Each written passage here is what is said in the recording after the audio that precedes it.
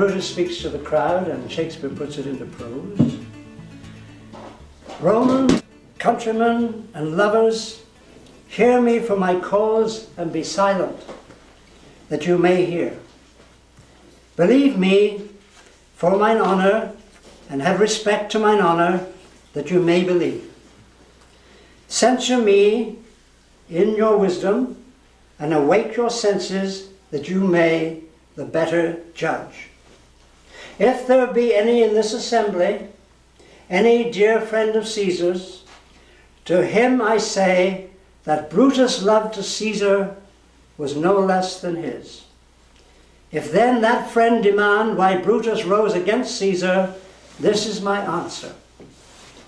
Not that I loved Caesar less, but that I loved Rome more. Had you rather Caesar were living and die all slaves, than that Caesar were dead to live all free men? As Caesar loved me, I weep for him. As he was fortunate, I rejoice at it. As he was valiant, I honour him. But as he was ambitious, I slew him. There is tears for his love, joy for his fortune, honour for his valour, and death for his ambition. Who is here so base that would be a bondsman? If any speak, for him have I offended. Who is here so rude that would not be a Roman? If any speak, for him have I offended. Who is here so vile that will not love his country? If any speak, for him have I offended. I pause for a reply.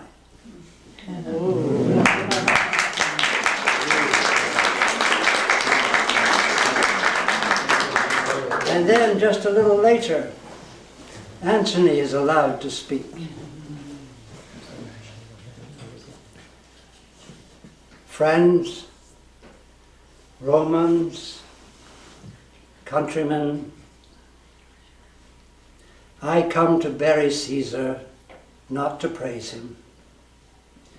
The evil that men do lives after them. The good is oft interred with their bones. So let it be with Caesar. The noble Brutus hath told you that Caesar was ambitious. If it were so, it was a grievous fault, and grievously hath Caesar answered it. Here, under leave of Brutus and the rest, for Brutus is an honourable man, so are they all honourable men, come I to speak in Caesar's funeral. He was my friend, faithful and just to me, but Brutus says he was ambitious, and Brutus is an honourable man. He hath brought many captives home to Rome, whose ransoms did the general coffers fill. Did this in Caesar seem ambitious? When that the poor have cried, Caesar hath wept. Ambition should be made of sterner stuff. Yet Brutus says he was ambitious. And Brutus is an honourable man. You all did see that on the Lupercal I thrice presented him a kingly crown, which he did thrice refuse. Was this ambition? Yet Brutus says he was ambitious. And sure, he is an honourable man. I speak not to disprove what Brutus spoke, but here I am to speak what I do know. You all did love him once, not without cause. What cause withholds you then to mourn for him? O judgment, thou art fled to brutish beasts, and men have lost their reason. Bear with me. My heart is in the coffin there with Caesar, and I must pause till it come back to me.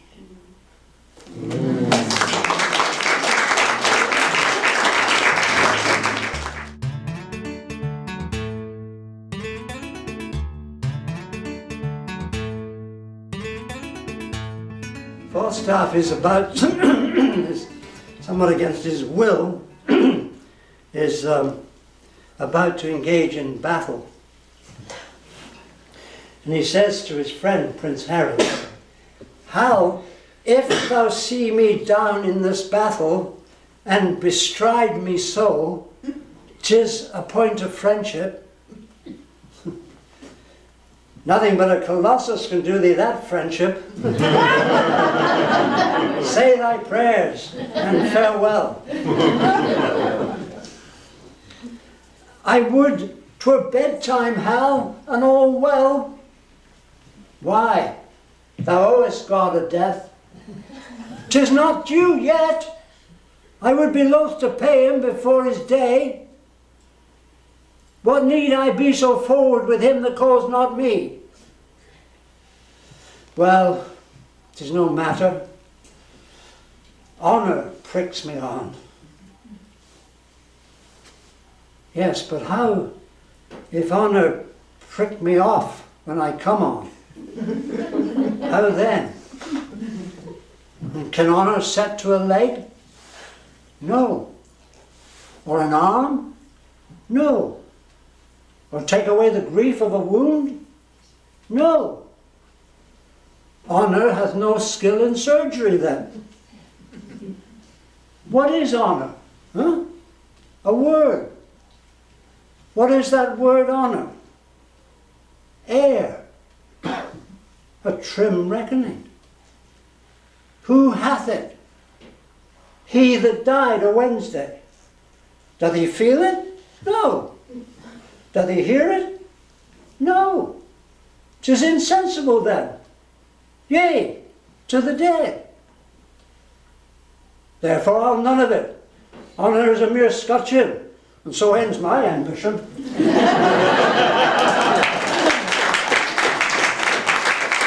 Why do I ask? Well, I suppose the real answer is because I enjoy it very much.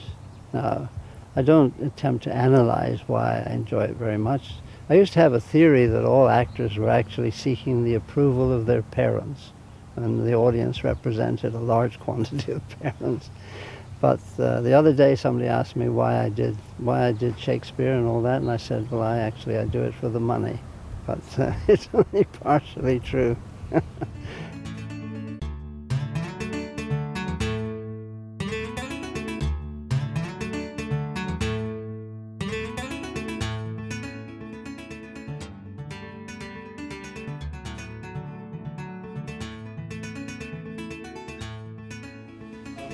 Open your ears, for which of you will stop the vent of hearing when loud rumour speaks?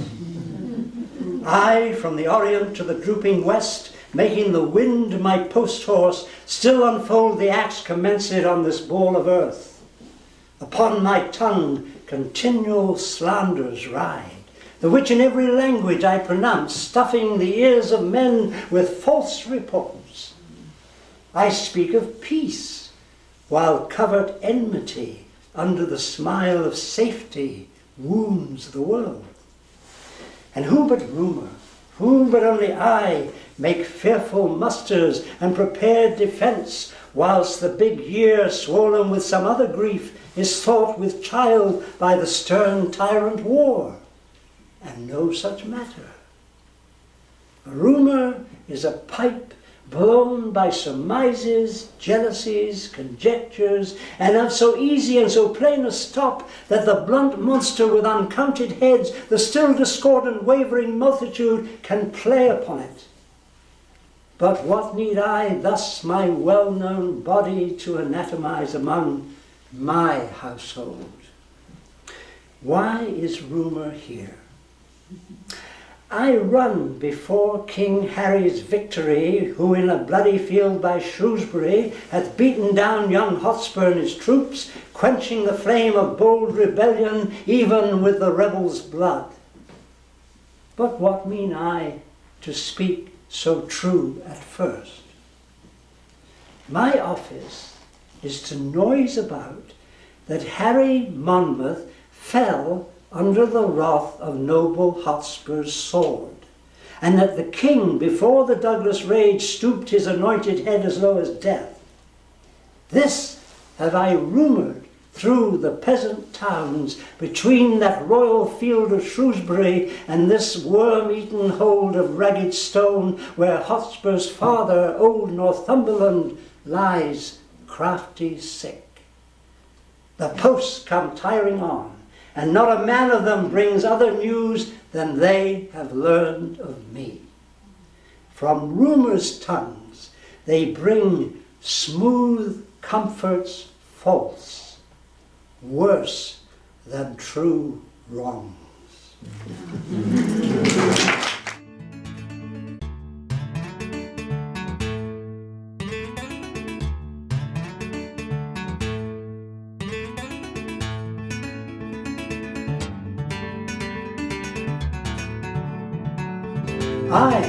I was once of Clement's Inn, where I think they will talk of mad Shallow yet.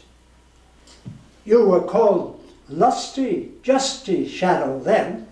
By the mass, I was called anything, and I would have done anything indeed, and roundly too. And I may say to you, we knew where the Bona Robas were, and had the best of them at commandment. Jesu, the mad days that I have spent, and to see how many of my old acquaintances are dead. We shall all follow. Oh, certain, 'tis certain, very sure, very sure. Death, as the psalmist saith, is certain to all shall die. How good a yoke of bullocks at Stamford Fair? By my troth, I was not there. Death is certain.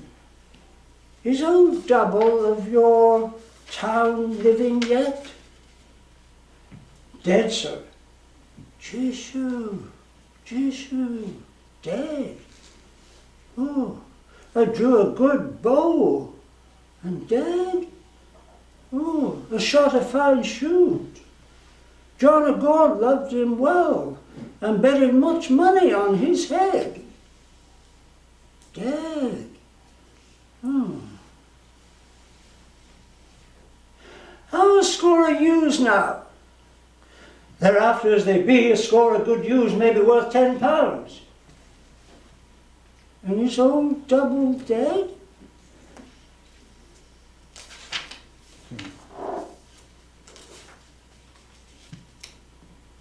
Oh, Sir John, do you remember since we lay all night in the windmill in St. George's Field?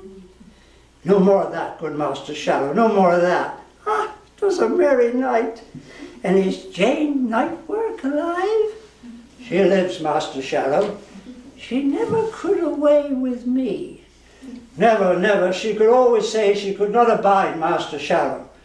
By the mass, I could anger her to the heart. She was then a Bona Roba. Doth she hold her own well? Old Master Shallow. Oh, nay, she must be old. She cannot choose to be old. Certain she's old. And had Robin Nightwork by old Nightwork before I came to Clement's Inn. That's 55 years ago. Ha, Cousin Silence, that thou hast seen that this night and I have seen. Ha, Sir John, said I well? We have heard the chimes at midnight, Master Shallow. Oh, that we have, that we have. In faith, Sir John, we have. Our watchword was, "Hem, boys!" Come, let's to dinner, let's to dinner. Jesus, the days that we have seen. Oh, come, come.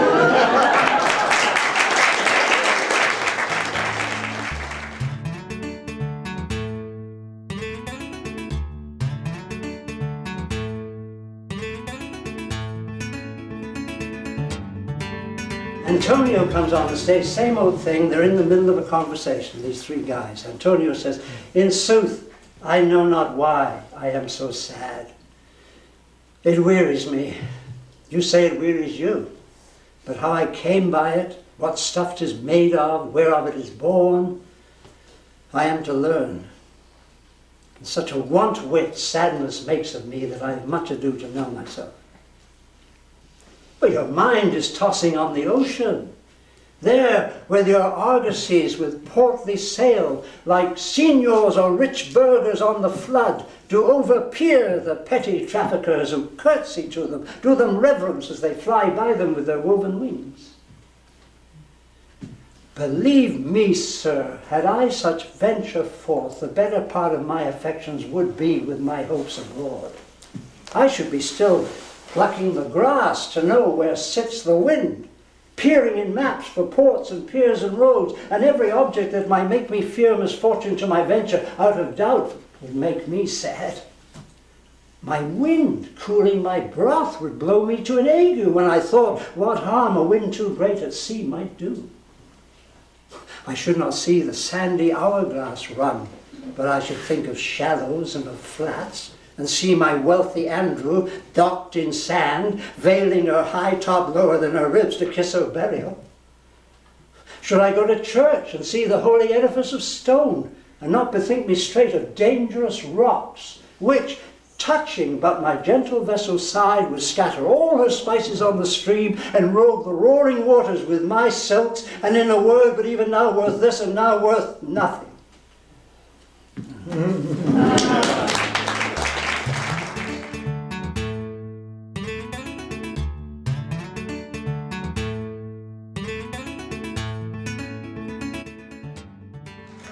Later on in the play, when the Antonio's bond has become forfeit, he's lost all his ships at sea, and his friends encounter Shylock, and they're aware that the forfeit of not repaying the bond on time is a pound of Antonio's flesh.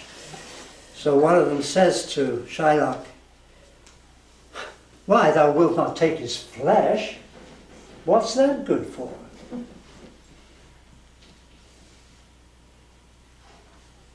"To bait fish withal. If it will feed nothing else, it will feed my revenge. He hath disgraced me and hindered me of 500,000, laughed at my losses, mocked at my gains, scorned my nation, thwarted my bargains, cooled my friends and heated mine enemies. And what's his reason? I am a Jew. Well, hath not a Jew eyes? Hath not a Jew hands, organs, dimensions, senses, affections, passions, fed with the same food, hurt with the same weapons, subject to the same diseases, healed by the same means, warmed and cooled by the same winter and summer as a Christian is? If you prick us, do we not bleed? If you tickle us, do we not laugh? If you poison us, do we not die? And if you wrong us, shall we not revenge? The villainy you teach me, I will execute, and it shall go hard, but I will better the instruction.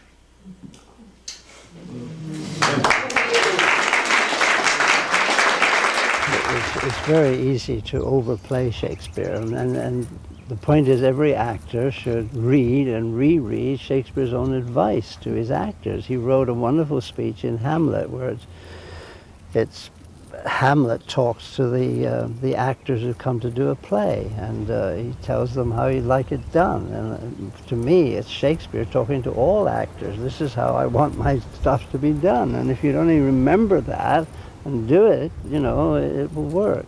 For instance, he says, "Speak the speech, I pray you, as I pronounced it to you, trippingly on the tongue. But do not mouth it, as many of your players do, for I as lief the town crier spoke my lines. Nor do not saw the air too much with your hands thus, but use all gently. For anything so overdone is from the purpose of playing, whose end both at now and was and is to hold the mirror up to nature, to show virtue her own feature, scorn her own image, and the very age and body of the time, his form and pressure." Now there you are, there's a speech that I haven't done for God knows how long, and it comes back. And that's prose, that's not verse. But the whole speech is talking about how he doesn't want it overdone, he doesn't want it, he wants it played quickly, trippingly on the tongue, but he doesn't want it overdone, either in gesture or whatever.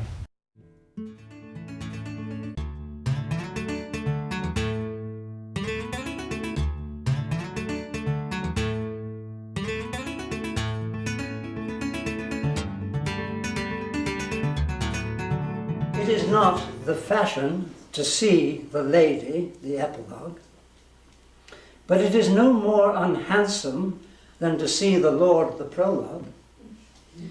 If it be true that good wine needs no bush, 'tis true that a good play needs no epilogue. Yet to good wine they do use good bushes, and good plays prove the better by the help of a good epilogue.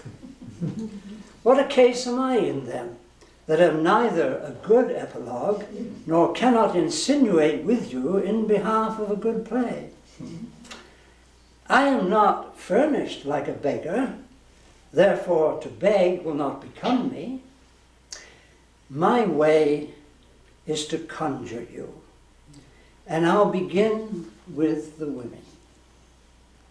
I charge you, O women, for the love you bear to men, to like as much of this play as please you.